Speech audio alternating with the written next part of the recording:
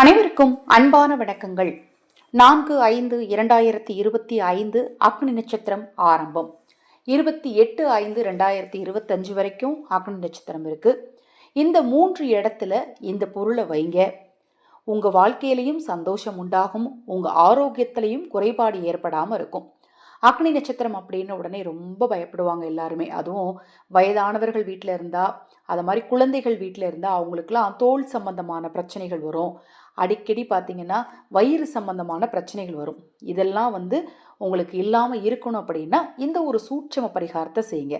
சில ஆன்மீகம் பார்த்திங்கன்னா சில ஆன்மீக பரிகாரங்கள் ஆரோக்கியத்துக்கும் கண்டிப்பாக நமக்கு ரொம்ப ஹெல்ப்ஃபுல்லாக இருக்கும். மிக மிக எளிமையான ஒரு சூட்சம பரிகாரத்தை பற்றி இந்த பதிவில் நாம் பார்க்க இருக்கிறோம். பதிவை பார்ப்பதற்கு முன் ஒரு சிறிய அறிவிப்பு. நமது சேனல் சார்பாக அனைத்து பூஜை பொருட்களையும் அறிமுகப்படுத்தி இருக்கிறோம். ஆதரவற்ற ஏழை குழந்தைகளுக்கும் முதியவர்களுக்கும் தினம்தோறும் உணவளிக்கும் பணியை செய்துட்டு இருக்கிறோம்.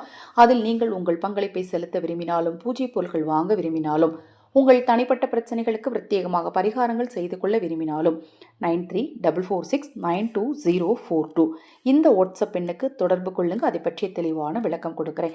இந்த அக்னி நட்சத்திரத்தோட எல்லா நாட்களுமே செய்யணும். முதல்ல குலதெய்வத்துக்கு வைக்க வேண்டிய விஷயத்தை பற்றி நம்ம சேனலை ஏற்கனவே பதிவு செய்திருக்கிறேன். அந்த லிங்க் இந்த ஆடியோக்குள்ள டிஸ்கிரிப்ஷன் பாக்ஸில் கொடுக்குறேன். அதையும் தவறாமல் செய்யுங்க. அடுத்தது நீங்கள் வீட்டுக்குள்ளே இந்த 3 இடத்துல இந்த பொருளை வைக்கணும். என்ன அப்படின்னு பார்த்தீங்க அப்படின்னா, ஒரு பாத்திரத்தில் தண்ணீர் எடுத்துக்கணும். அந்த பாத்திரத்தில் அது நீங்கள் ஒரு கிண்ணமாக எடுத்துக்கலாம், அல்ல டம்ளர் எடுத்துக்கலாம், அல்ல சொம்பு எடுத்துக்கலாம். மண் பாத்திரம் இருந்தால் ரொம்ப சூப்பர். சின்ன மண் குடுவை எடுத்துக்கலாம்.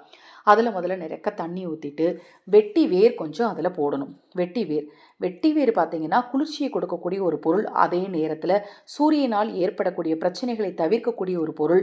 அதே மாதிரி தெய்வத்தோட அருளை நிலைநிறுத்தக்கூடிய ஒரு பொருள்.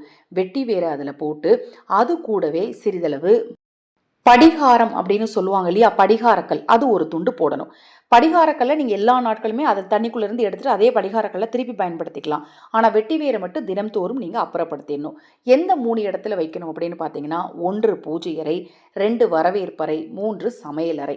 இந்த 3 இடத்துல வைக்கலாம். எங்கள் வீட்டில் பார்த்தீங்க அப்படின்னா பூஜை அறை தனியாக இல்லைங்க அப்படின்னா சாமி பக்கத்தில் எப்படினாலும் சாமிக்கு ஒரு ஸ்டாண்டாக வச்சுருப்பீங்க இல்லையா, அந்த இடத்துல வச்சுக்கலாம், தவறு கிடையாது. தினம்தோறும் வெட்டி வேரை கால்படாத இடத்துல அப்புறப்படுத்திடணும். படிகாரக்கல்லை எடுத்துகிட்டு திருப்பி யூஸ் பண்ணிக்கலாம். டெய்லி காலையில் வைக்கணும். மறுநாள் காலையில் அந்த தண்ணீரை எடுத்து நீங்கள் வீட்டை சுற்றி தெளிக்கிறதுக்கு பயன்படுத்திக்கலாம். வீட்டுக்குள்ளே எல்லா மூலைகளையும் தெளிச்சு விடலாம். அது மாதிரி வெளியில் தெளிச்சு விடலாம். அது மாதிரி வீட்டில் துளசி செடி வச்சுருந்தா துளசி செடி கொஞ்சம் தண்ணியை ஊற்றலாம். இப்படி நீங்கள் செய்கிறதுனால பார்த்தீங்கன்னா உங்களுக்கு மகாலட்சுமி தாயாரின் அருளும் கிடைக்கும்.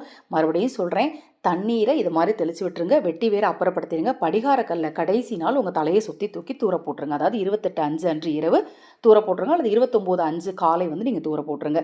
இப்போ நான் சொன்ன இந்த பதிவில் உங்களுக்கு ஏதேனும் சந்தேகம் இருந்தாலும் தாராளமாக வாட்ஸ்அப்பில் கேளுங்க, கண்டிப்பாக தெளிவுபடுத்துகிறேன். இது போன்ற எண்ணற்ற தகவல்களை தெரிந்து கொள்ள நமது சேனலை சப்ஸ்கிரைப் பண்ணிக்கோங்க. அனைவருக்கும் எனது அன்பு வணக்கங்களை கூறி இந்த பதிவினை நிறைவு செய்து கொள்கிறேன்.